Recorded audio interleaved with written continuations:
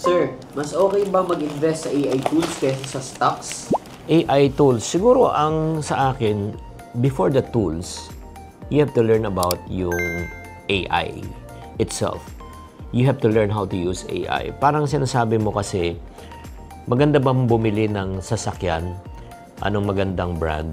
Well, bago ka bumili ng sasakyan, kailangan, tanong ko muna sa'yo, marunong ka ba mag-drive?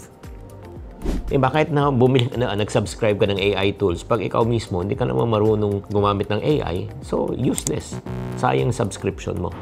So I would suggest, number one, invest in yourself. Invest in learning on how to use AI, what's the purpose of AI, how does AI work with your career, with you as a person. At the same time, kung may company ka, pag natutunan mo na kung saan mapapasok, that's the time that you subscribe. So, ganun din po sa bili ng sasakyan. Bago ka bumili ng sasakyan, mag-aral ka muna mag-drive.